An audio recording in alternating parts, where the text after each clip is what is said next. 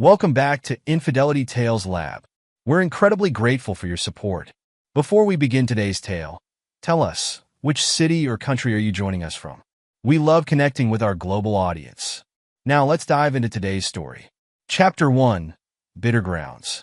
Wade Cooper wiped his hands on his coffee-stained apron, breathing in the familiar scent of freshly roasted beans that permeated his Pioneer Square cafe. 15 years of dedication had transformed Copper Bean from a modest cart into a thriving local chain, each callus on his hands marking a milestone in his journey. Just a few more minutes, he muttered, adjusting the temperature on the roaster. The morning light filtered through the cafe's historic brick archways, highlighting the worn wooden counters where he'd served countless cups over the years. The bell above the door chimed as Marcus Chun, his head barista, arrived for the morning shift. "Morning, boss. You're here early." "Couldn't sleep," Wade replied, measuring out beans for their signature morning blend. "Melissa's been acting strange lately." Marcus raised an eyebrow, pulling his apron over his head. "Strange how?" Before Wade could answer, his phone buzzed with a message from Melissa. "Coming by with a special surprise for you. 2 hearts." The text's manufactured cheerfulness made Wade's stomach twist. Melissa hadn't shown interest in his coffee shop for months, not since her wellness coaching business had taken off. He'd watched her transform from his supportive wife into someone he'd barely recognized, her conversations now peppered with terms like holistic healing and natural remedies. "Speaking of strange," Wade said, showing Marcus the text. "She hasn't made me coffee since Derek moved in." Marcus's expression darkened at the mention of Wade's brother-in-law. "How's that going? Still temporary?" 3 months and counting. Wade sighed, remembering Derek's smooth explanation about his setback at work. He spends more time with Melissa's clients than looking for a job. The morning routine continued, grinding beans, checking inventory, preparing for the day's rush. Wade found comfort in the familiar rhythm, even as his mind wandered to the changes at home. The garage had become Melissa's makeshift warehouse, filled with boxes of supplements he didn't recognize. Her phone buzzed constantly with messages from clients, and hushed conversations with Derek ended abruptly when he entered the room. The bell chimed again. Melissa breezed in, designer yoga pants and perfectly styled hair, contrasting with the cafe's rustic atmosphere. Derek trailed behind her, his casual demeanor masking something Wade couldn't quite place. "Good morning, honey." Melissa's voice carried an artificial sweetness that set Wade's teeth on edge. She placed a travel mug on the counter. "I made you something special." Wade studied the mug, noting the unusual aroma wafting from it. "What's the occasion? Can a wife do something nice for her husband?" Melissa's laugh didn't reach her eyes. "It's my new wellness blend. Derek helped me perfect it." Derek leaned against the counter, scrolling through his phone. "You're gonna love it, bro, life-changing stuff." Marcus busied himself with the espresso machine, but Wade caught his worried glance. They'd known each other long enough to read the warning in his friend's expression. "Thanks, honey." Wade picked up the mug, watching Derek's subtle smirk. "Why don't you join me? We could all use a morning boost." "Oh, I've already had my green juice," Melissa said quickly. "And Derek's about to go for his run." Wade noticed Derek's fingers tighten around his phone. "Actually, I'd love to try it," he said, reaching for the mug. "No!" Melissa's outburst drew stares from early morning customers. She composed herself quickly. I made it specially for Wade. It's formulated for his energy needs." While Melissa checked her constantly buzzing phone, Wade smoothly switched their mugs, keeping his movements casual. "You're right, I should enjoy this thoughtful gesture." Derek pushed off from the counter. "Better get that run in. Big day ahead." Wade watched them leave, noting how Melissa's hand brushed Derek's arm, a gesture too intimate for siblings-in-law. He waited until they were out of sight before setting the mug aside. "Something's not right," Marcus said quietly, eyeing the mug. "Want me to dump it?" "No." Wade pulled out his phone. "Let's see what happens next." The morning proceeded normally for exactly 27 minutes. Then the siren started.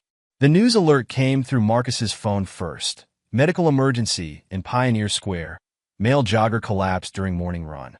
Wade recognized the location, Derek's usual route. "Boss?" Marcus held up his phone, showing the live coverage of paramedics loading a familiar figure into an ambulance. Wade's phone rang, Melissa's number flashing on the screen. He let it go to voicemail, watching the emergency response through his cafe window.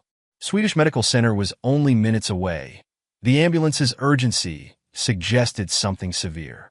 The rest of the morning brought a stream of texts and calls from Melissa, each more frantic than the last. Wade responded minimally, his mind racing through years of coffee knowledge. He recognized the medicinal smell from Melissa's special blend, an obscure South American herb he'd researched years ago for its caffeine-like properties, ultimately rejecting it as too dangerous for commercial use. As the morning rush slowed, a familiar face appeared at the counter. Sarah Palmer, one of his regular customers, clutched her tablet with unusual intensity. "Wade, do you have a minute?" Her voice was low, urgent. In private, he led her to his office, noting how she checked to ensure the door was closed. Sarah had been coming to Copper Bean for years. He knew she worked in pharmaceutical research, though they'd never discussed details. "I saw the news about Derek," she began, pulling up articles on her tablet. "The symptoms, they're distinctive. We've seen them before." Wade leaned forward as Sarah explained about an FDA investigation in California. Deaths linked to fake cancer treatments, herbs marketed as miracle cures. The same herbs he'd smelled in Melissa's special coffee. "These aren't just supplements," Sarah whispered, showing him chemical analyses. "They're dangerous, especially in concentrated doses. Someone's been using them to scam desperate people, selling false hope at premium prices." Wade's phone buzzed again. Melissa posting on social media about her beloved brother's mysterious illness. The comments flooded in immediately, sympathetic responses from her wellness community. "Check this out," Marcus called from the main room. He'd pulled up Melissa's business profile, where she'd just announced a new product line, Revival Botanicals. Wade returned to his office, pulling up the security footage from that morning. He zoomed in on Derek's phone just before they left. Not the panic texting of someone about to collapse, but rapid, purposeful messages. The timestamps aligned perfectly with a notification Wade had ignored earlier, a substantial transfer from his business account to a new LLC. "There's more," Sarah said, scrolling through her tablet. "These herbs, they're addictive. People start with small doses, thinking they're natural supplements. By the time they realize something's wrong." Wade thought about the boxes in his garage, the late-night meetings, the sudden surge in Melissa's client base. Everything clicked in a place of a perfectly timed espresso shot. "Thank you, Sarah," he said quietly. "I think I need to make some calls." After she left, Wade sat in his office, surrounded by the scent of coffee and betrayal. The morning's events played through his mind. Melissa's forced cheerfulness, Derek's knowing smirk, the carefully orchestrated collapse. They'd planned it all, down to the last detail. He picked up his phone, scrolling through months of messages, seeing patterns he'd missed before. Melissa's transformation from supportive wife to wellness guru hadn't been sudden. It had been calculated, with Derek pulling strings behind the scenes. "Boss?" Marcus knocked gently. "You okay?" Wade looked up at his friend, seeing concern in his eyes. "No," he admitted, "but I will be." He stood up, straightening his apron. The afternoon crowd would be arriving soon, seeking their daily dose of carefully crafted coffee. Wade had spent 15 years building something real, something honest. He knew every bean, roast, customer's preference. Melissa and Derek had chosen the wrong business to infiltrate. They thought they understood manipulation, but Wade understood something far more powerful: patience. Like the perfect cup of coffee, revenge was all about the timing. Chapter 2: The Grind. The security camera footage played on Wade's laptop, casting a blue glow across his office. He'd been reviewing the tapes for hours, watching months of interactions between Melissa and Derek with new eyes. The timestamps told a story of late-night meetings, hushed conversations, and suspicious deliveries to the garage. Tommy Nguyen perched on a stool beside him, his fingers flying across his own keyboard. The teenager's presence was a stroke of luck. His father, Min, had been Wade's primary coffee supplier for over a decade. "Look at this," Tommy said, pointing to his screen. "The encryption's good, but not good enough." Decoded emails filled the screen, revealing conversations between Melissa and Derek that made Wade's blood run cold. Their wellness coaching business was more organized than he'd imagined. A carefully structured scheme targeting vulnerable people with promises of miracle cures. They're planning to franchise, Tommy noted, scrolling through documents. There's something here called the Phoenix Protocol. Looks like they've done this before. Wade leaned back in his chair, processing the information. The cafe had closed hours ago, but Marcus still lingered, cleaning equipment with unusual thoroughness. Wade noticed his friend's hands shaking slightly as he polished the espresso machine. "Marcus?" Wade called out. "Everything okay?" Marcus set down the cleaning cloth, his expression troubled. "I need to show you something." He disappeared into the back room, returning with a worn photo album. "Remember when I took that week off last year? It wasn't for vacation." He opened the album to a photograph of a young woman, her smile bright despite her obvious illness. "This is my sister, Mai. She was one of Melissa's first clients."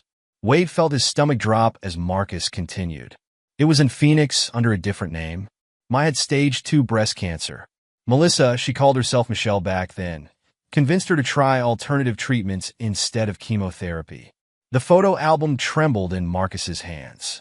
"I never made the connection until I saw her photo in your wedding album. By the time I realized the treatments weren't working," his voice cracked. "It was too late." Wade placed a steadying hand on his friend's shoulder, pieces clicking into place. "That's why you've been watching them so closely." "I should have said something sooner," Marcus whispered. "When Derek moved in, I started recognizing patterns. The way they talked to clients, the promises they made." Tommy's keyboard clicked rapidly. "Found something about Derek's setback at work." "It wasn't a setback. It was embezzlement. Over $1 million. Wade pulled up an article about Derek's former workplace, a financial services firm in Portland. The company's mysterious downsizing had made local news, but the real story had been buried under confidentiality agreements. His boss, Richard Knox, Tommy read, resigned shortly after. "Lives in Tacoma now. Can you find an address?" Wade asked. The next morning, Wade drove to a rundown apartment complex in Tacoma's industrial district. Richard Knox barely resembled his company photo. The sharp suit replaced by wrinkled clothes, success dulled by defeat. "Didn't expect anyone to find me here," Knox said, inviting Wade into his sparse apartment. Empty bottles lined the kitchenette counter. "Especially not Derek Sullivan's brother-in-law." "I need to know what really happened," Wade said. Knox laughed bitterly. "What happened?" "Your brother-in-law destroyed everything I spent 30 years building. Convinced our biggest clients to invest in his special opportunities. When the money disappeared, he had paperwork showing I'd authorized everything. Why didn't you press charges?" "Embarrassment. Fear." Knox poured himself a drink with shaking hands. He had dirt on everyone.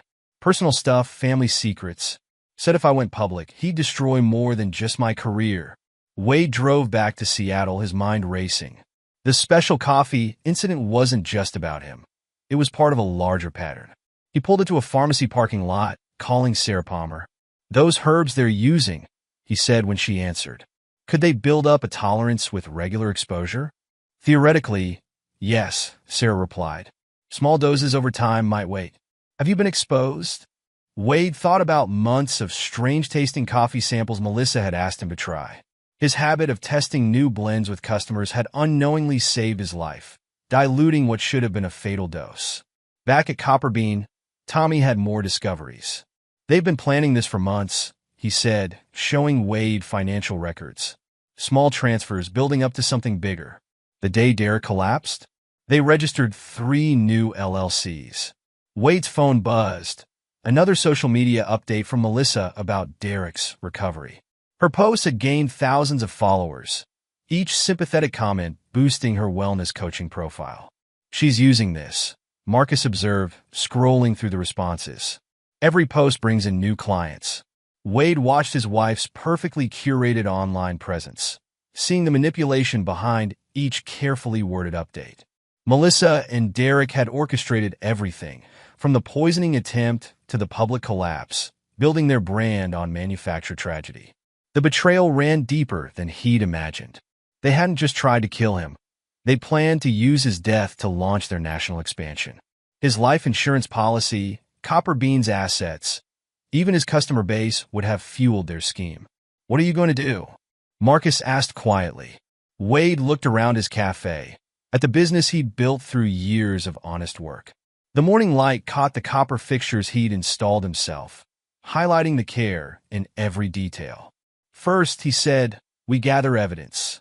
Then, we make sure they never hurt anyone else." Tommy cracked his knuckles, grinning.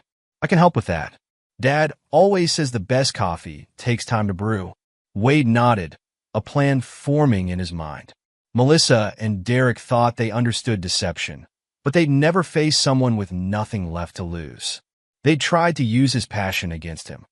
Now he would show them the true meaning of craftsmanship. "Marcus," he called. "Remember that customer who used to work in private investigation?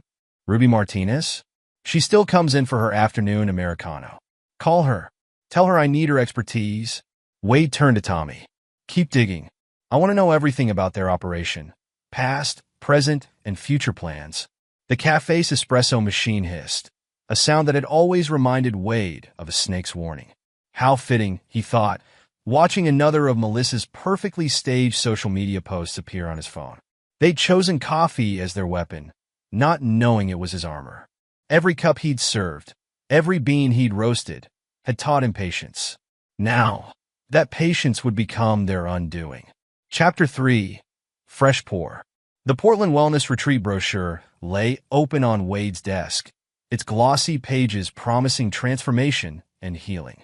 Ruby Martinez sat across from him, her investigator's notebook filled with detailed observations. "Their expansion plans are ambitious," Ruby said, tapping the brochure. 10 franchises in the first year, each with its own wellness coach trained in their methods. Her voice carried personal weight. Her mother had lost her life savings to a similar scam in California. Wade studied the investment prospectus Tommy had uncovered. "They're looking for silent partners. People with money who won't ask too many questions. That's where I come in?" Ruby raised an eyebrow. "Not exactly." Wade pulled out a stack of corporation papers. "I've already reached out to their potential investors through these." Ruby whistled as she flipped through the documents. "Shell companies within shell companies. Your years in business loans paid off." "Copper Bean's expansion taught me a few things about corporate structure," Wade admitted. "But I need your help with something else."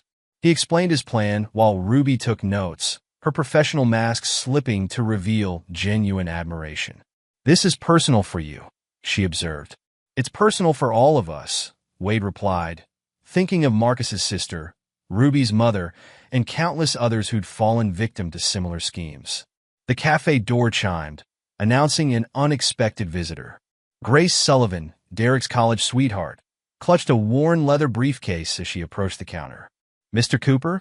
Her voice trembled slightly. "I saw the news about Derek's collapse. There's something you need to know." Wade led her to his office, where Ruby still sat reviewing documents. Grace's fingers worked nervously at the briefcase's clasp. "He did this before," she said, pulling out a stack of yellowed papers. "At our church and college. Dietary supplements for the elderly congregation members. When I found out and threatened to expose him," she swallowed hard. "The blackmail started. He had photos, manipulated conversations, enough to destroy my reputation in the community." Ruby leaned forward, professional interest peaked. "You kept records?" "Everything." Grace spread the documents across Wade's desk. Bank statements, email printouts, even recorded conversations where he bragged about how easy it was to manipulate people. "I couldn't use any of it because of his threats, but I couldn't bring myself to destroy it either." Wade examined a faded receipt. "These supplements, they're similar to what Melissa's selling now. Similar concept, different packaging." Grace pulled out more papers. "He always targeted vulnerable people. The elderly, the terminally ill, anyone desperate enough to believe in miracles. Sarah Palmer chose that moment to arrive, carrying lab results from her analysis of Melissa's supplements. Her eyes widened at the spread of documents. "This is perfect timing," Wade said, making introductions. "Sarah's been analyzing their current products." Sarah laid her reports alongside Grace's documents.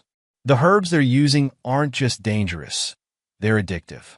Small doses create dependency, making clients reliant on regular treatments. It's brilliant in a horrifying way. Just like the church scheme, Grace noted. The elderly members became convinced they couldn't function without their daily supplements.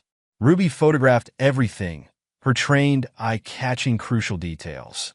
These patterns could help us track their other operations. Derek's temporary setback probably wasn't his first corporate theft either. Wade's phone buzzed, another update from Melissa about Derek's miraculous recovery. The comment section filled with potential clients, each sharing stories of health struggles and desperate hopes. Look at this, Tommy called from his laptop. Melissa's mother died from cancer years ago. She refused traditional treatment for alternative medicine. Sarah peered at the obituary Tommy had found. The practitioner who treated her mother disappeared with their savings shortly after her death. That's where she learned these tactics. She watched them work firsthand.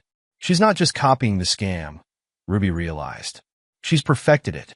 The social media presence, the wellness coaching certification, the carefully crafted image. It's all designed to appear legitimate. Wade thought about the herbs in his garage, the constant client meetings, the way Melissa and Derek had worked to isolate him from their operation. They'd built their scheme right under his nose, using his success as cover for their fraud. Grace, he said quietly, would you be willing to testify about Derek's past? She shook her head, fear crossing her features. His threats still stand. He has too much power, too many connections. What if you didn't have to? Ruby suggested. What if we could use your evidence without putting you at risk? Wade nodded, understanding forming. We build a case they can't threaten or manipulate away. Not just for legal action, for complete exposure. Sarah gathered her reports. I can publish my findings on their supplements anonymously. Medical journals are always interested in exposing dangerous alternative treatments. And I can track their financial movements, Tommy added. Every transaction, shell company, hidden account. Marcus, who had been silently observing, finally spoke. What about their current clients? The people they're hurting right now? Wade looked at his friend, remembering the pain of his sister's loss. That's where we start. Ruby, can you compile a list of their victims? Not just current clients. Everyone they've hurt, in every city, under every business name. Grace hesitated, then opened her briefcase again. I have names from the church scheme.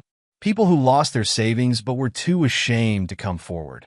Build the evidence quietly, Wade instructed. Let them think they're succeeding. The Portland retreat is their chance to expand. It'll also be their chance to face everything they've done. The group dispersed, each with their own tasks. Wade remained in his office, surrounded by the proof of years of deception. His coffee shop had always been about bringing people together, creating moments of connection over perfectly crafted drinks. Now it would serve a different purpose, bringing justice to those who'd turned connection into exploitation. He picked up one of Grace's documents, a younger Derek boasting about manipulating an elderly widow's faith for profit. Beside it lay Sarah's analysis of the herbs that had nearly killed him. The same patterns, refined and repeated, leaving a trail of destroyed lives. Melissa's latest social media post showed her at Derek's hospital bedside, perfectly composed in designer athletic wear, speaking about healing journeys and natural wellness. The comments praised her strength and dedication. Wade closed his laptop, the pieces of his plan falling into place. They tried to use his passion against him, not understanding that coffee wasn't just his business. It was his art. Like the perfect roast, revenge required precise timing, careful preparation, and most importantly, patience. The morning sun cast copper reflections across his desk, highlighting the evidence of their betrayal. But unlike their victims, Wade wasn't desperate or alone. He had truth on his side, and a growing network of allies who understood the true cost of Melissa and Derek's ambitions. The cafe's morning rush would start soon. Wade straightened his apron, ready to serve another day's worth of carefully crafted coffee. Each cup represented 15 years of honest work, of building something real. He would use that same dedication to dismantle their lies, one precisely measured step at a time. His phone buzzed again, Melissa, asking when he'd visit Derek in the hospital. Wade smiled, composing a response that revealed nothing of his knowledge or plans. Let them think they'd succeeded. The perfect brew was worth the wait. Chapter 4. Dark Roast. The Portland Wellness Retreat hummed with anticipation. In the grand ballroom of the Riverside Hotel, Melissa stood before a crowd of potential investors, her designer suit and confident smile masking the tension in her shoulders. Revival Botanicals isn't just a business, she proclaimed, gesturing to the sleek presentation behind her. It's a movement, a revolution in natural healing. From his position near the back, Marcus Chun recorded everything on his phone, disguised as an eager franchise prospect. He caught Derek's occasional glances toward the exit, noting how his hand trembled slightly when raising his water glass. Ruby Martinez sat in the front row, her pharmaceutical sales background lending authenticity to her role as a potential investor. Her tablet captured each claim, each promise, each carefully worded guarantee. Our proprietary blends, Derek added, stepping forward to support his sister, have shown remarkable results in preliminary trials. Wade watched the performance through the hotel's security feed, set up in a suite 6 floors above. Tommy Nguyen's fingers flew across his keyboard, archiving every moment. "Look at this," Tommy said, pointing to his screen. "They're already setting up shell companies for the franchises. Delaware, Nevada, Wyoming, classic tax havens." Sarah Palmer entered the suite, carrying lab reports. The samples from their demonstration table are even more concentrated than what they tried to use on you, Wade. They're getting bolder. The presentation continued below, with Melissa and Derek tag-teaming their pitch. They perfected their routine. Melissa provided the inspirational story, while Derek handled the financial projections. "Mrs. Anderson's looking pale," Ruby texted Wade. Mrs. Anderson, actually Jennifer Martinez, an investigative journalist Wade had contacted, was playing her role perfectly. Right on cue, Mrs. Anderson swayed in her seat. "I feel strange," she announced, her voice carrying across the ballroom. The ensuing chaos revealed the first cracks in Melissa and Derek's facade. Their practiced composure slipped as they argued about proper dosages, their voices carrying to the strategically placed microphones. "You said the new formula was stable," Melissa hissed at Derek. "Don't blame me for your measurements," Derek shot back. "I told you we needed more testing." The medical response team, arranged by Wade through Sarah's connections, arrived promptly. Mrs. Anderson's symptoms matched those of Derek's earlier collapse, sparking worried whispers among the investors. In the suite, Wade received an unexpected call. "Mr. Cooper?" a woman's voice asked. "This is Janet Wright." Ruby Martinez said you wanted to talk about Derek Sullivan. "Ms. Wright," Wade replied, watching Derek pace nervously on the security feed. "Thank you for reaching out. I understand you have some history with my brother-in-law." Janet's bitter laugh crackled through the speaker. "History is one word for it. I signed his confidentiality agreement, but after seeing the news about his wellness business, let's just say I'm willing to risk the consequences."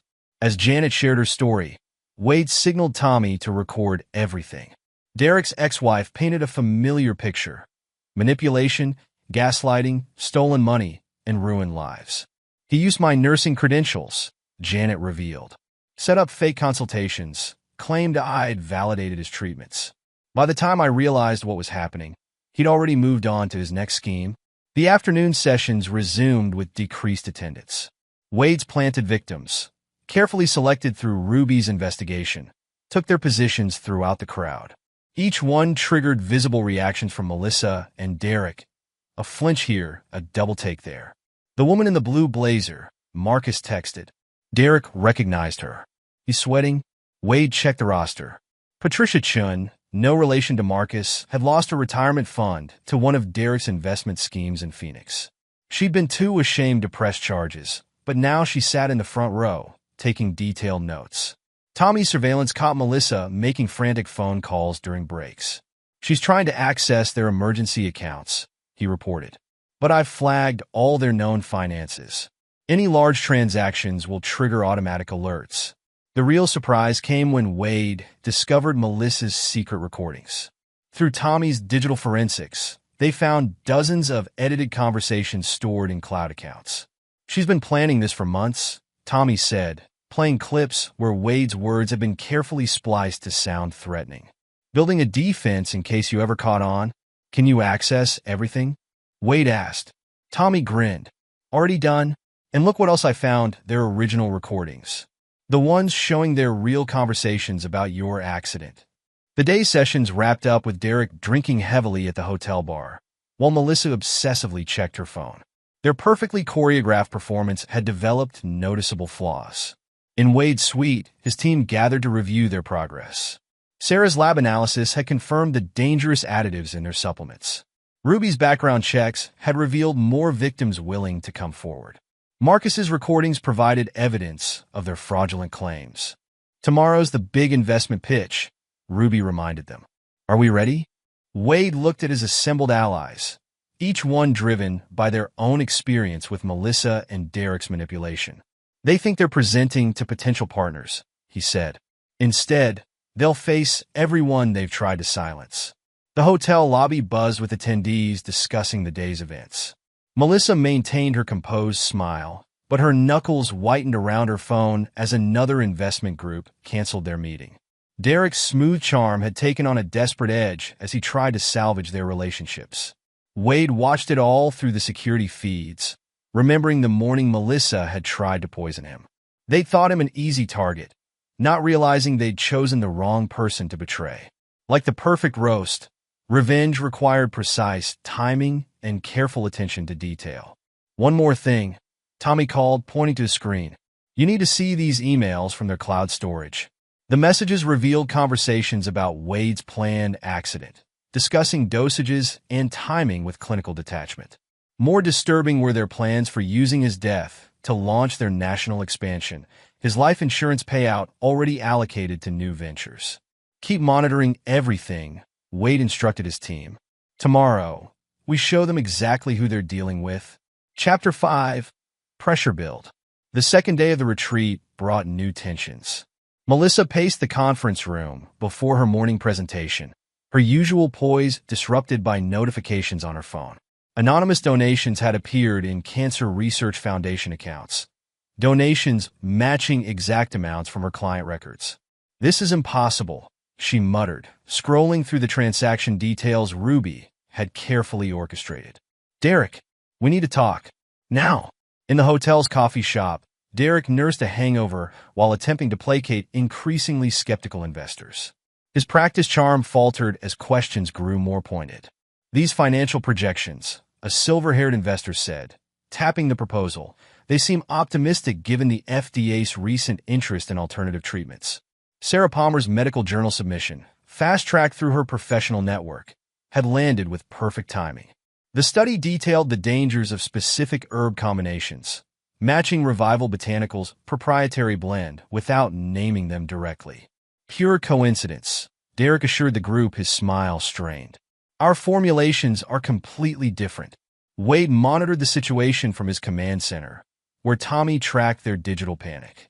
They're trying to access their emergency accounts, the young hacker reported. But they're finding some interesting discrepancies. Ruby's forensic accounting had revealed Derek's private embezzlement from their joint operation. Wade composed a carefully worded anonymous tip to Melissa, adding pressure to their already strained relationship. Look at this, Marcus called, reviewing his morning footage. They're arguing about missing funds. Melissa just accused Derek of skimming from their consulting fees. The wellness community's online forums buzzed with anonymous reviews linking Revival Botanicals to deaths in Phoenix. Ruby's network of former pharmaceutical representatives spread the information. Their damage control is falling apart, Ruby noted, monitoring social media responses. Former clients are starting to ask questions publicly.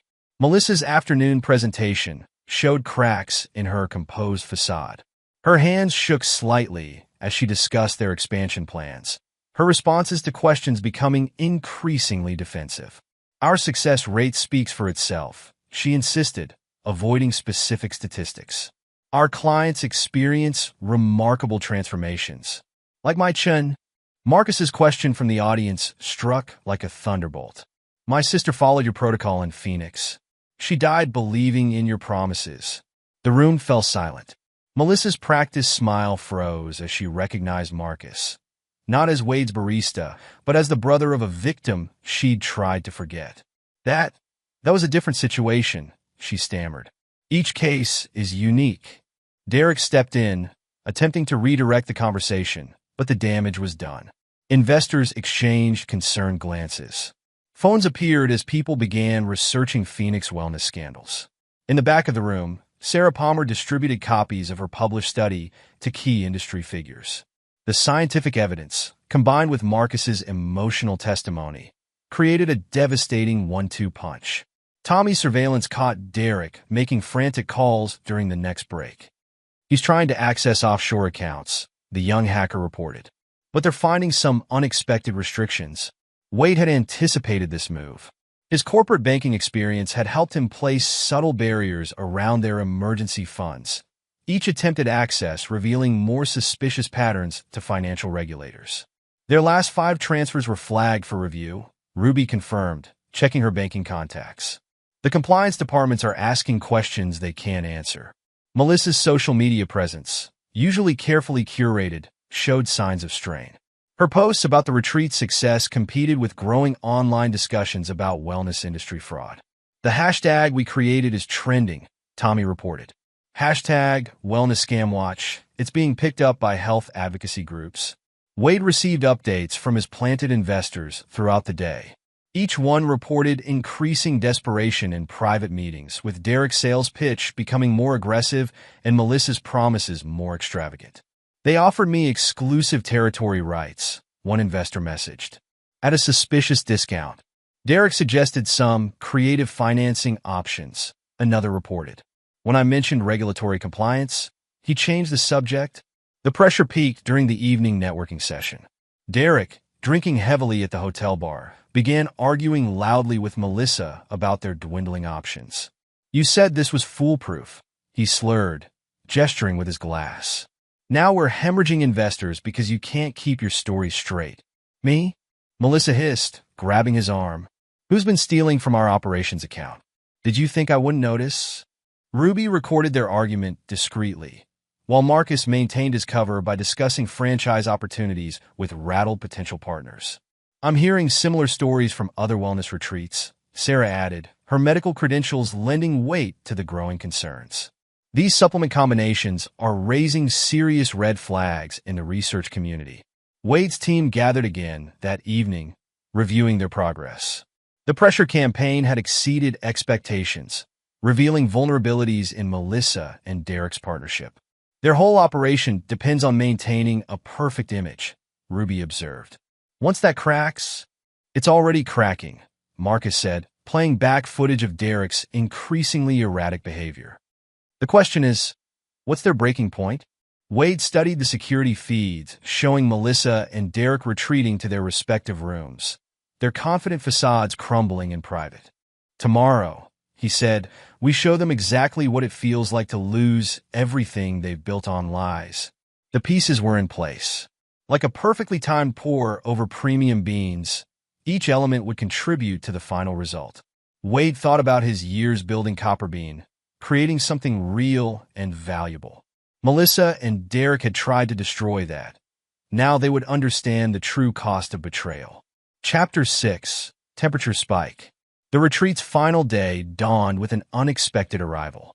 Grace Sullivan strode into the hotel lobby, her presence sending visible shockwaves through Derek's morning sales pitch.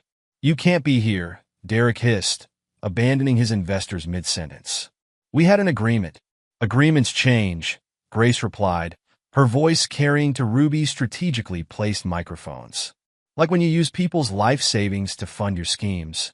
Wade watched from his suite as Derek and Melissa huddled in an emergency conference. Their whispered argument, captured by Tommy's surveillance, revealed growing desperation. Pay her off, Melissa urged. We can't afford another scandal right now. Derek's response was bitter. With what money? Our accounts are being watched. Each withdrawal raises more questions. Grace's appearance had been carefully orchestrated. Her threat to expose their past scams forced them to empty their emergency fund, money that through Ruby's arrangements would quietly find its way to their victims' families. The morning's disruption was just beginning. Richard Knox, Derek's former boss, arrived during the investment presentations. Months of rehabilitation, funded through Wade's discreet assistance, had restored his confidence and determination. "Mr. Sullivan," Knox's voice cut through Derek's sales pitch. "I believe we have unfinished business regarding the missing client funds." Derek's smooth facade cracked. "Rick? This isn't. We resolved that." "No," Knox stated firmly, holding up documentation Wade had helped him compile. "We didn't. But we will." The timing aligned perfectly with Sarah Palmer's presentation to the retreat's organizing committee. Her findings about the supplement's addictive properties, backed by rigorous laboratory analysis, devastated Revival Botanical's credibility. "These compounds," Sarah explained to the horrified committee members, "create dependency through carefully calibrated doses. Users experience withdrawal symptoms if they stop, interpreting this as proof they need the treatments." Melissa attempted damage control, but her usual composure had vanished. "Our formulations are completely natural," she protested weakly. "Natural doesn't mean safe," Sarah countered, displaying molecular diagrams. "Hemlock is natural. So is deadly nightshade." The exodus of investors began as a trickle, then became a flood. Tommy tracked their outgoing emails, each one canceling commitments and withdrawing support. During a private dinner that evening, Derek's paranoia boiled over. He confronted Wade in the hotel restaurant, his accusations fueled by desperation and alcohol. "You're behind this," he snarled, pointing an unsteady finger. "All of it. The donations, the accounts, Grace showing up." Wade sipped his coffee, letting the rich aroma remind him of everything he'd built. "Interesting theory. Can you prove it?" Derek's frustration mounted as he realized the trap he'd walked into. Each piece of evidence he could cite would reveal another aspect of their own crimes. Melissa, watching her empire crumble, made her choice. She sided with Derek, publicly accusing Wade of orchestrating a campaign against them. "He's jealous of our success," she announced to their remaining supporters. "He's trying to destroy what we've built because he can't stand seeing me succeed independently." It was exactly what Wade had anticipated. Their predictable response completed his strategy, positioning them exactly where he needed them. Wade's phone buzzed, a signal from Tommy. Their last desperate investor, the one they'd counted on to save their operation, had just made contact. "The funds are ready for transfer," the investor assured Melissa and Derek. They didn't know he was an undercover investigator Wade had placed months ago. As they celebrated their apparent salvation in the hotel bar, Wade made his final move. A single phone call triggered a cascade of regulatory actions, freezing their accounts pending investigation of suspicious patterns of financial activity. The complaint had come from within their own organization, documentation provided by their trusted new investor detailing years of fraudulent practices. Tommy monitored their panic reactions through the hotel's security system. "They're trying to access everything at once," he reported. Each attempt triggers another security flag. Melissa's carefully maintained social media presence imploded as she tried to counter the growing scandal. Her posts became increasingly frantic, each explanation digging a deeper hole. Derek, realizing the extent of their exposure, began destroying documents in his hotel room. He didn't know Tommy had already preserved copies of everything through their compromised cloud storage. "Should we stop him?" Marcus asked, watching the security feed. "Let him panic," Ruby advised. "Each deleted file makes them look more guilty." The night ended with Melissa and Derek huddled in her suite, their polished image in tatters. Wade's surveillance caught their desperate planning. Each proposed escape route already anticipated and blocked. "We could restart somewhere else," Derek suggested, his voice slurred with defeat. "Different names, different products. They've poisoned our reputation in the entire industry," Melissa responded, scrolling through endless negative comments. "Who would trust us now?" Wade gathered his team one final time, each member having played their part perfectly. Like a master barista crafting the perfect blend, he had combined their talents to achieve precisely the right result. "What happens tomorrow?" Marcus asked, reviewing their gathered evidence. "They'll try to salvage what they can," Ruby predicted. "But their credibility is gone. The wellness community talks. By morning, everyone will know." Wade studied the security feeds one last time. Melissa and Derek's desperate planning session had devolved into blame and recrimination. Their unified facade had cracked completely, revealing the opportunistic alliance beneath.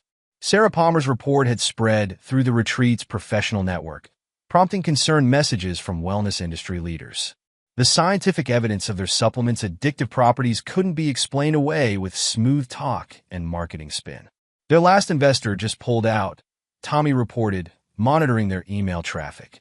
The transfer was canceled before it could process. In their suite, Melissa's composure finally shattered. "This is your fault," she snapped at Derek. "Your sloppiness, your drinking, your embezzling. You ruins everything you touch." "My fault?"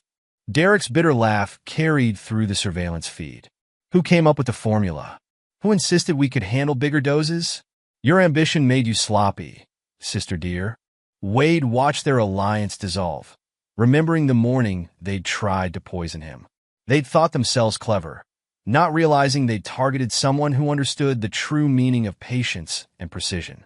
The hotel's night manager appeared in the security feed, responding to noise complaints from neighboring rooms. Melissa and Derek's heated argument had drawn unwanted attention, their private drama becoming embarrassingly public. "Mr. Cooper?" Ruby called from her laptop. "You should see these messages from their remaining clients.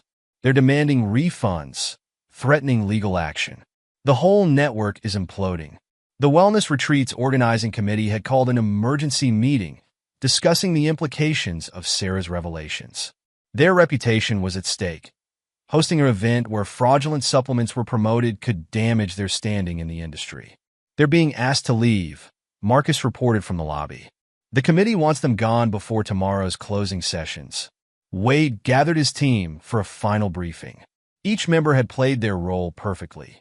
Ruby's investigative skills, Tommy's technical expertise, Marcus's inside knowledge, and Sarah's scientific credibility had combined to create an inescapable trap. "What about Grace and Knox?" Tommy asked, watching the surveillance feeds. "They've done their parts," Wade replied.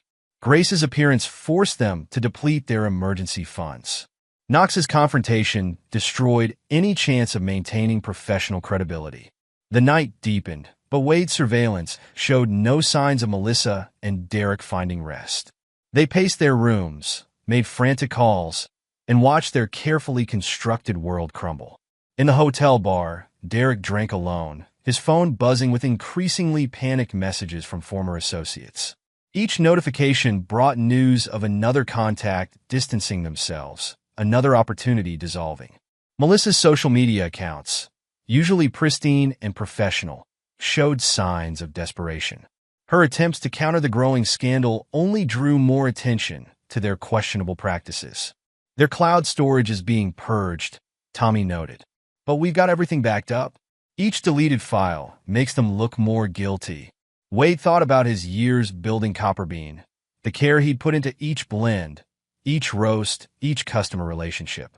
Melissa and Derek had tried to destroy something authentic with their fraudulent schemes. Now they understood the cost of targeting someone who valued genuine craftsmanship. The security feeds showed their final attempts at damage control failing.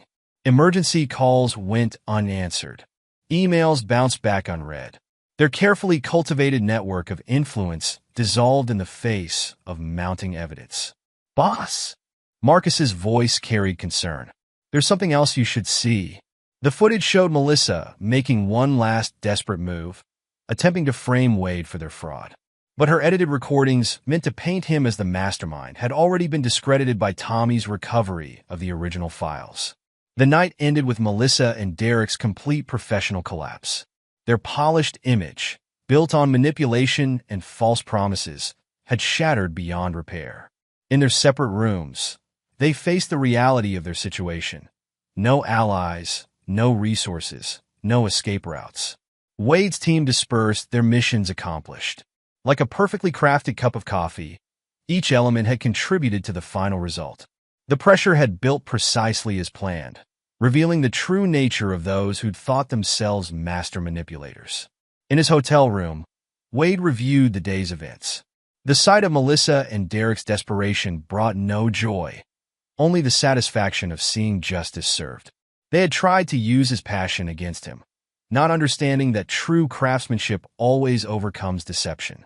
The Portland Wellness Retreat had begun as their stage for expansion. It ended as the scene of their professional destruction. Wade's patient planning had ensured that each revelation, each confrontation, each piece of evidence landed with maximum impact.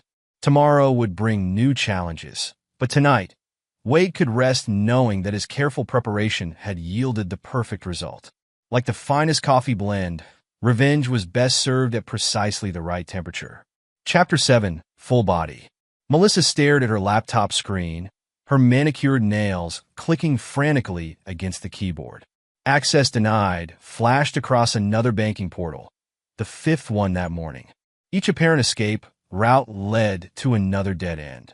Try the Cayman account, Derek urged, pacing behind her. We still have the emergency transfers from last quarter. Blocked. Melissa's voice cracked. They're all blocked. Someone's redirecting everything to accounts we can't touch. In his Seattle office, Wade monitored their desperate attempts through Tommy's surveillance network. The young hacker had created an elegant maze of digital barriers, each one steering them deeper into financial isolation. They're trying to contact their lawyers now, Tommy reported, fingers dancing across his keyboard.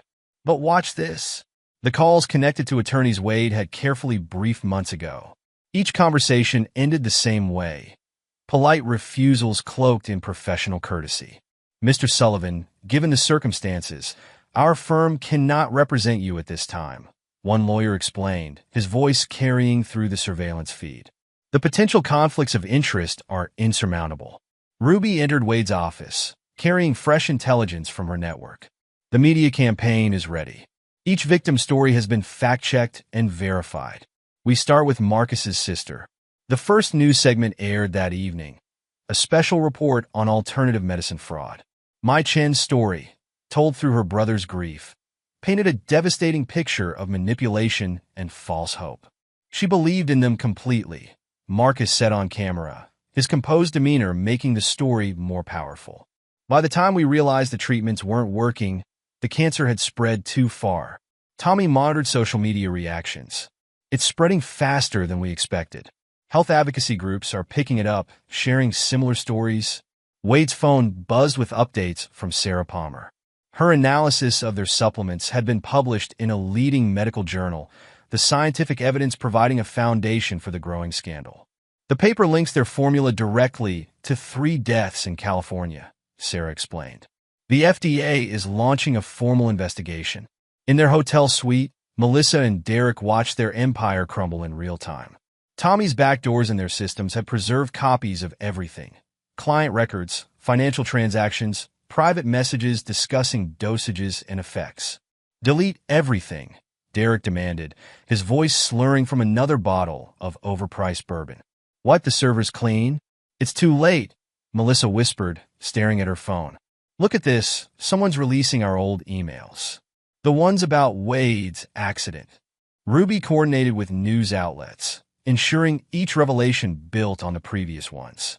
The pattern of fraud across 3 states emerged clearly, supported by Janet's documentation and Marcus's sister's case. The Phoenix operations were just the beginning, Ruby told reporters. Each city showed the same pattern: vulnerable clients, miracle promises, devastating results. Wade's team gathered in his office, monitoring the unfolding destruction. Like a master roaster controlling temperature and timing, he had orchestrated each element perfectly. Their cloud storage is being purged, Tommy noted, watching lines of code scroll across his screen. But we've got everything backed up. Each deletion attempt creates another evidence trail. Sarah's medical journal publication sparked intense discussion in the wellness industry. Professional organizations distanced themselves from Revival Botanicals, their statements citing the disturbing evidence of harmful practices. The supplement combinations weren't just ineffective, Sarah explained to medical reporters. They were designed to create dependency. The victims became convinced they couldn't survive without these treatments. Wade reviewed footage from their security cameras. Melissa and Derek's desperate attempts to destroy evidence only reinforced their guilt. Each frantic phone call, each deleted file, each failed escape attempt had been anticipated and channeled. Look at this, Ruby called, pointing to her laptop. News stations across the country had picked up the story. Wellness scam epidemic dominated headlines, with Marcus's sister's case providing the human element that captured public attention. Each victim interviewed mentions the same patterns, Ruby noted. The initial consultation, the gradual isolation from family, the increasing financial demands.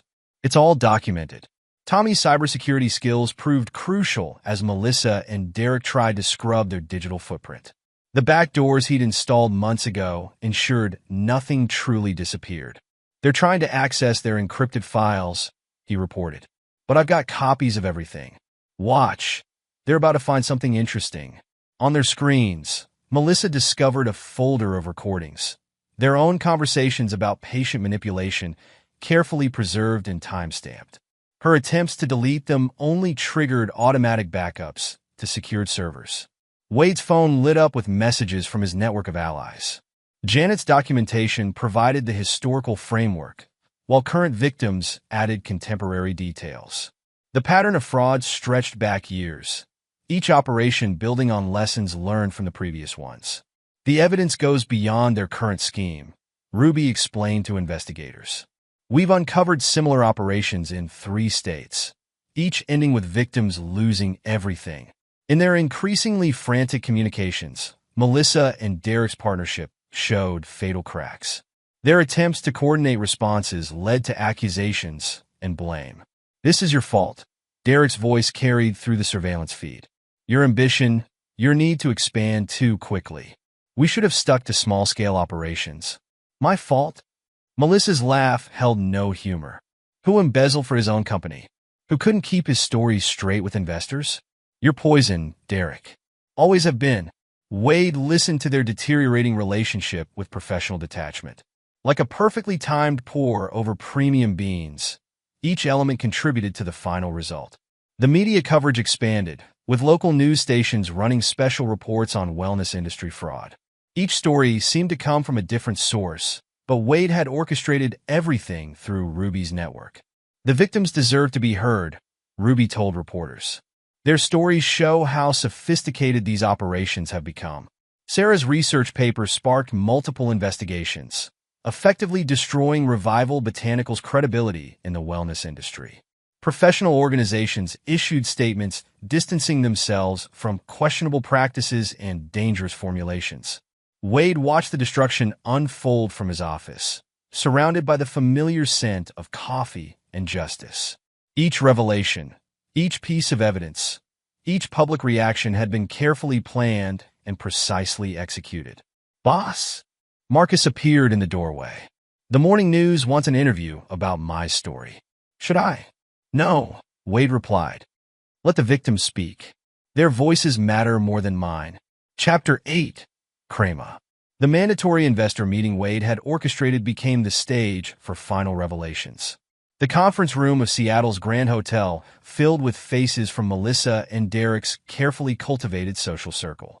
Janet Wright's testimony came first, her nurse's uniform lending authority to her words. Derek didn't just steal our money, she explained to the stunned audience. He stole our trust, our reputation, our sense of reality.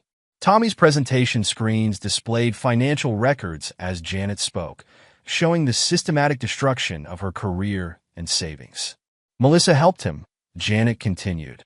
She convinced our friends I was unstable, paranoid. They used the same tactics with their wellness clients. Isolation, manipulation, gradual escalation of demands. The parallels to their current operation hit home.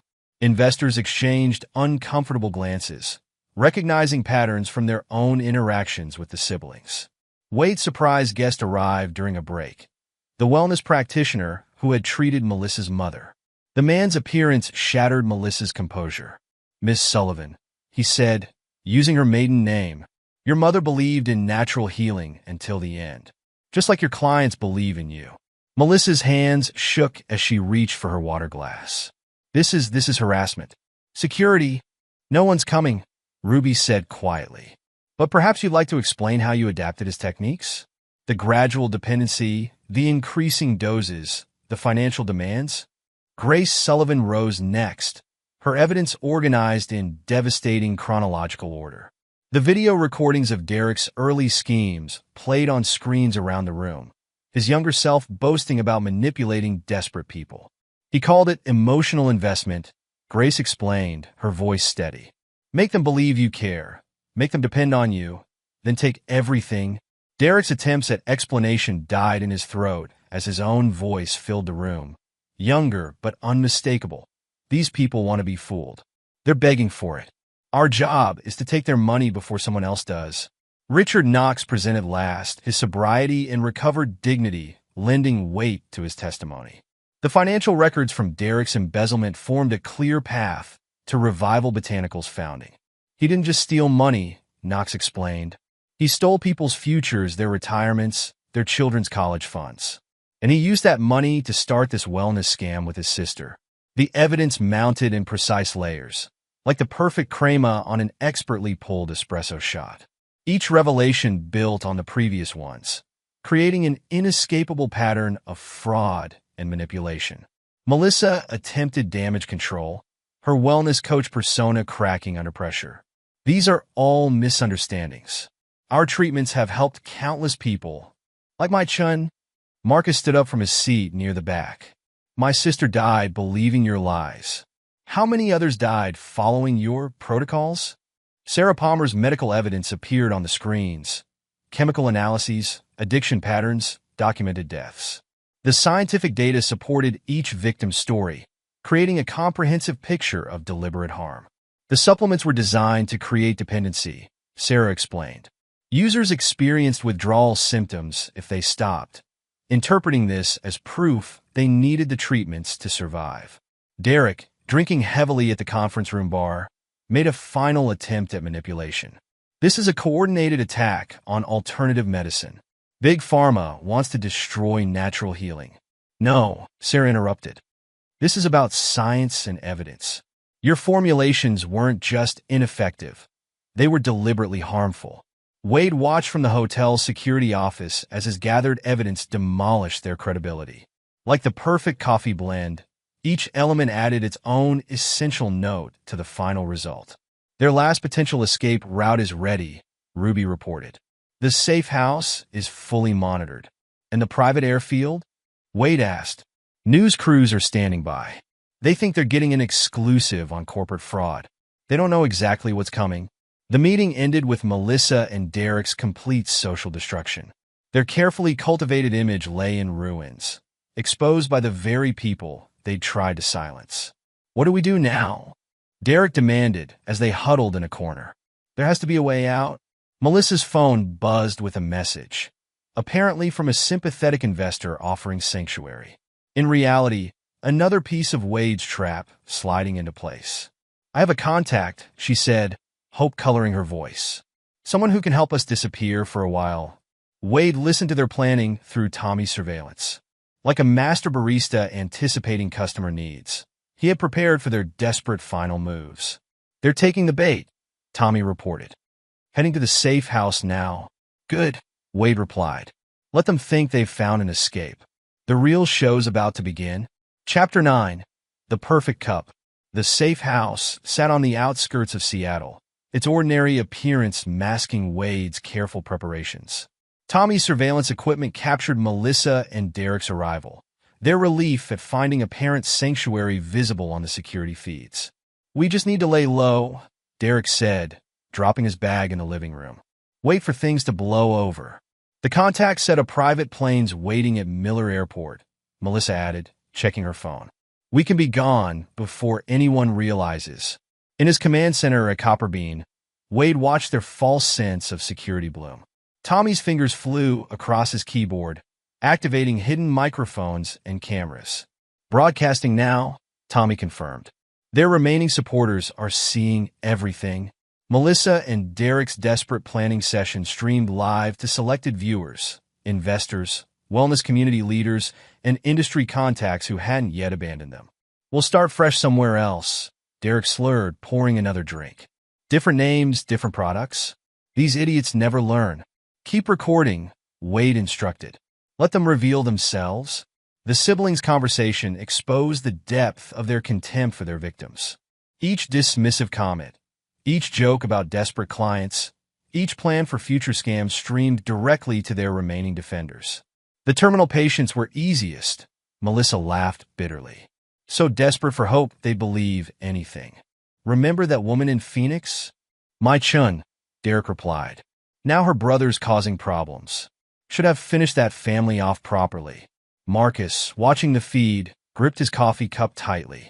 Wade placed a steadying hand on his friend's shoulder. They're digging their own graves, Ruby observed. We don't need to add anything. The next phase began when Melissa received an urgent message. Their private flight was ready early. They needed to leave immediately. This is perfect, Melissa said, grabbing her emergency bag. We'll be gone before Wade's little expose can do any real damage. Their drive to Miller Airport took them past strategically placed news vans. Ruby had tipped off select reporters about a breaking story on corporate fraud, ensuring media presence without revealing the true targets. Something's wrong, Derek muttered, noting the cameras. This doesn't feel right. But Melissa pressed on, their desperation overriding caution. The private airfield's gates opened automatically, leading them directly to their final humiliation.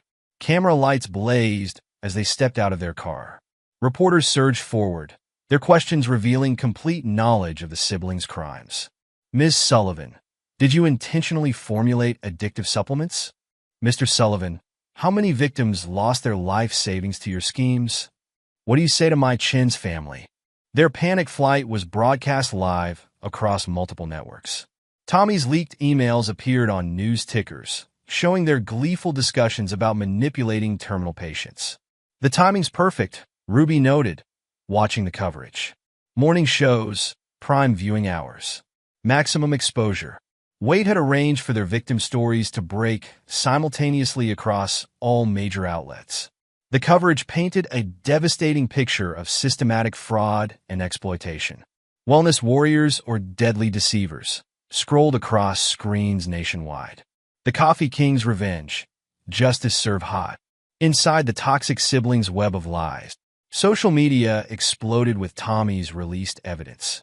Their encrypted emails revealed private conversations about Wade's planned accident, discussions of dosage increases, jokes about desperate clients.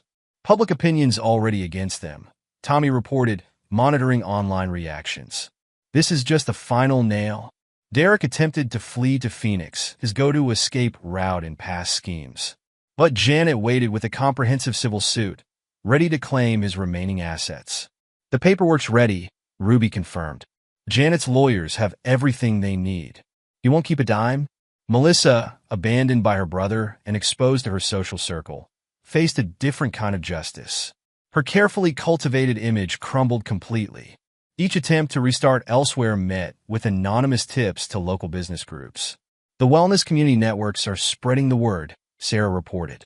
She's become a cautionary tale about trust and verification. Wade maintained his silence throughout the media storm. Copper Bean's success doubled as sympathetic coverage painted him as a victim who'd turned personal tragedy into triumph. In his flagship store, Wade hung the framed article about Derek's allergic reaction behind the counter. Not prominently, just visible enough to remind him of justice served. The morning crowd at Copper Bean grew larger after the scandal broke. Customers appreciated the authenticity of a business built on genuine passion and honest work. The perfect cup of coffee can't be rushed, Wade explained to a curious regular.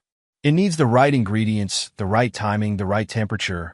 Ruby's network ensured the victims received anonymous restitution. Investment groups pulled their funding. Professional contacts disappeared. The siblings' complete social and professional annihilation unfolded of a perfectly timed pour-over. Melissa's attempt to rebuild her wellness practice in Portland failed within days. Anonymous tips about her history reached potential clients before she could establish herself. She's learning about karma, Marcus observed, preparing the morning's first espresso shots. What goes around really does come around. Derek's legal troubles mounted as former victims gained courage from the media coverage. Each new lawsuit, each police report, each testimony added to his destruction. Wade focused on his coffee, his craft, his community. The betrayal had taught him valuable lessons about patience. Like the perfect roast, some outcomes required careful timing and attention to detail. The security footage from that final morning, Melissa's fake sweetness, Derek's knowing smirk, stayed locked in Wade's office. He didn't need to watch it anymore. Justice, like the perfect cup of coffee, spoke for itself. In the end, Wade's revenge succeeded not through violence or legal proceedings, but through complete social and professional destruction. The siblings who tried to destroy his life found themselves permanently expelled from the circles they'd worked so hard to infiltrate. Each morning, Wade arrived early to check the roasters, greet his staff, and prepare for another day of serving perfect coffee. The bitter memories of betrayal had transformed into something else: appreciation for genuine craftsmanship and authentic relationships. The morning light caught the copper fixtures he'd installed himself, highlighting the care in each detail. Like the perfect coffee blend, revenge was all about timing, temperature, and patience. "Another cup?" he asked a regular customer, reaching for his favorite roast. The customer nodded, glancing at the framed article behind the counter. "You know, Wade, some stories just get better with time." Wade smiled, starting the brew process. He'd learned that the perfect cup of coffee, like the perfect revenge, couldn't be rushed. Some blends simply took time to reach their full potential. Epilogue. 5 years later, the perfect blend. Wade Cooper stood behind the counter of Copper Bean's newest location in downtown San Francisco, carefully adjusting the temperature on a state-of-the-art roaster. The morning sun highlighted the copper fixtures that had become his trademark, each one personally selected to match the original Seattle shop. "The secret's in the timing," he explained to an apprentice barista, demonstrating the precise moment to pull an espresso shot. Too early, and you lose the complexity. Too late, and the bitterness overwhelms everything. Copper Bean had expanded thoughtfully over the past 5 years, growing into a respected regional chain known for its commitment to quality and ethical sourcing. Each new location maintained the intimate atmosphere of the original, with Wade personally training the staff in his philosophy of coffee craftsmanship. Marcus Chun, now Wade's director of operations, entered through the back door, carrying fresh beans from their latest sustainable farming partner. In the years since his sister's story had helped expose Melissa and Derek's schemes, Marcus had channeled his grief into positive action. The My Chun Foundation approved another grant, he announced, setting down the bags. 3 more cancer patients will receive full traditional treatment coverage. The foundation, established with the anonymous restitution from Melissa and Derek's victims, had helped hundreds of families avoid the trap of fraudulent alternative treatments. Marcus served on its board, his experience lending authenticity to their mission of combining proper medical care with genuine holistic support. Sarah's latest research paper got published, Marcus added, showing Wade his tablet. The long-term study on supplement industry reform is making waves.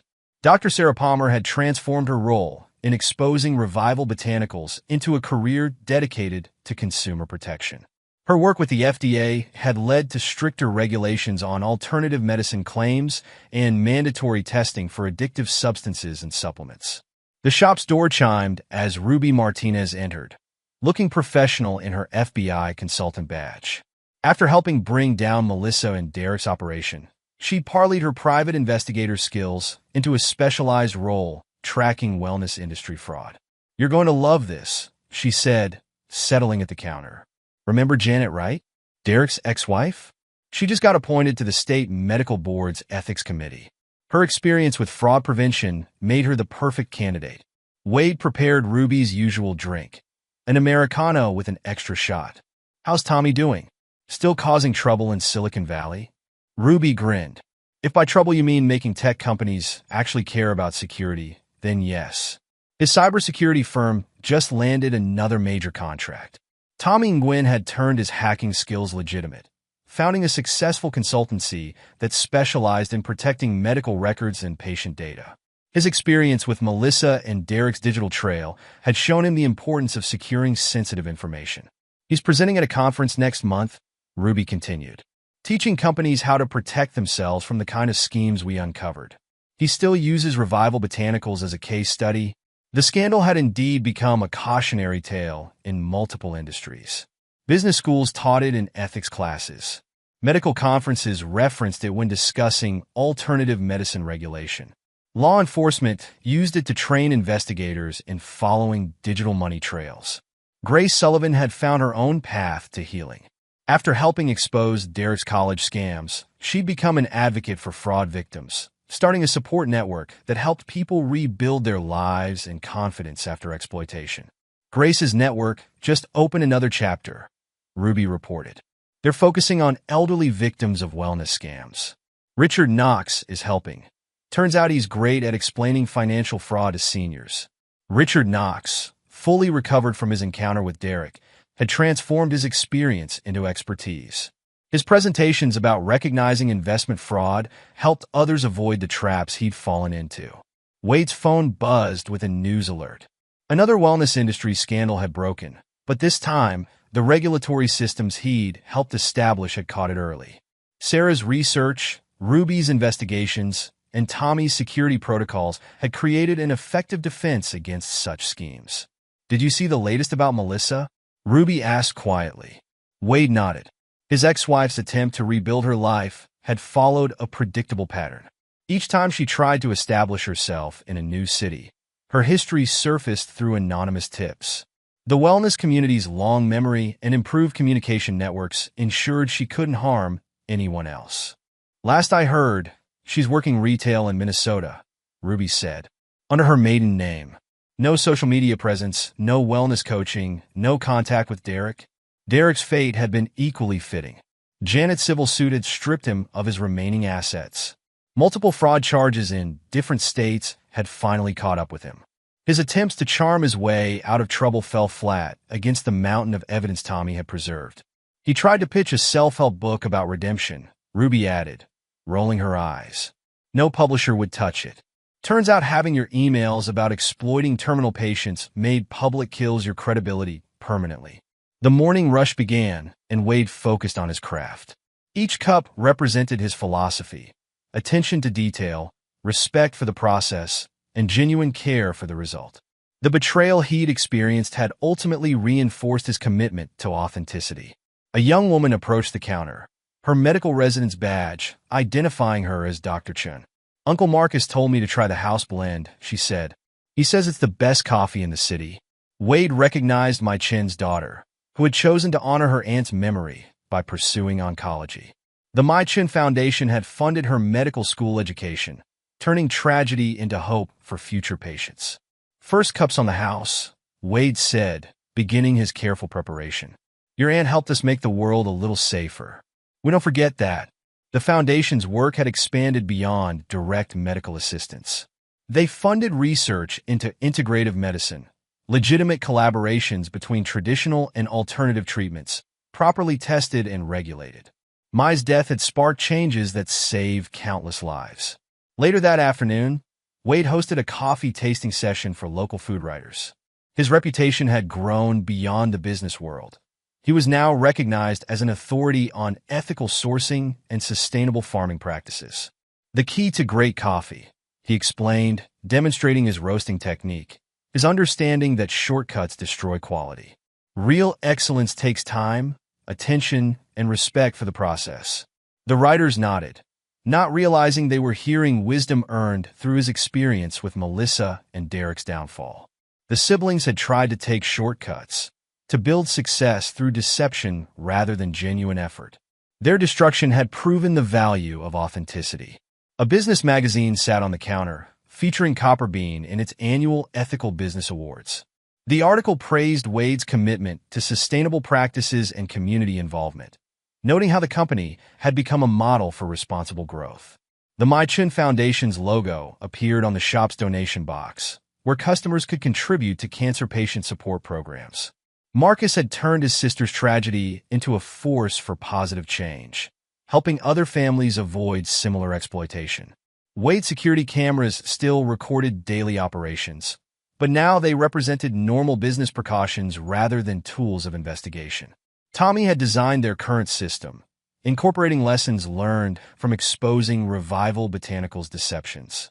Ruby's FBI work had expanded to international wellness fraud rings, her experience with Melissa and Derek providing a template for investigations.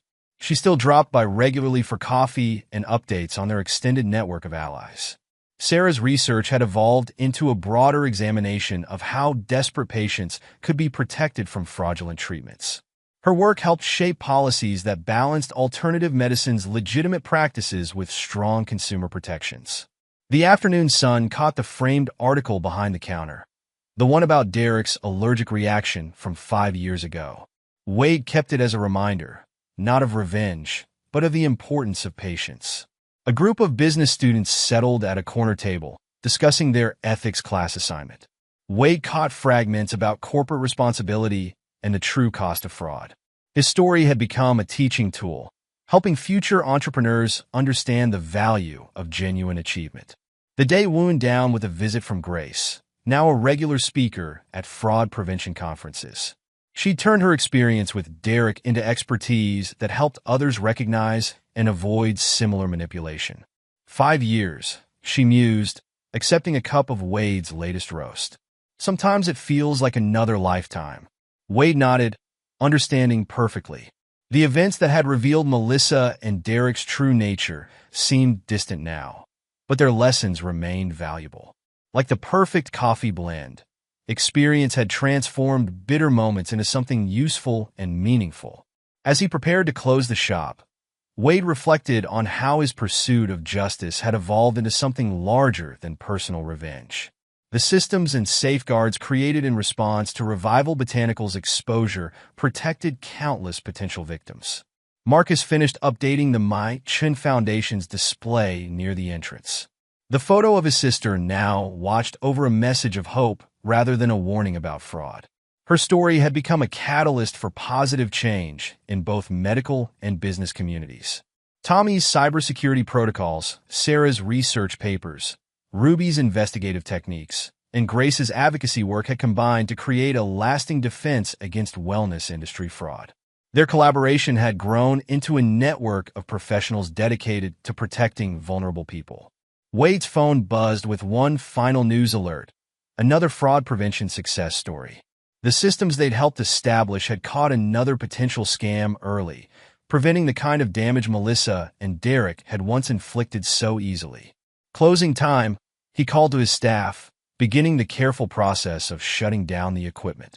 Each machine received the same attention to detail he'd always insisted on, maintaining the standards that had built Copper Bean's reputation. The copper fixtures gleamed in the evening light as Wade completed his final checks.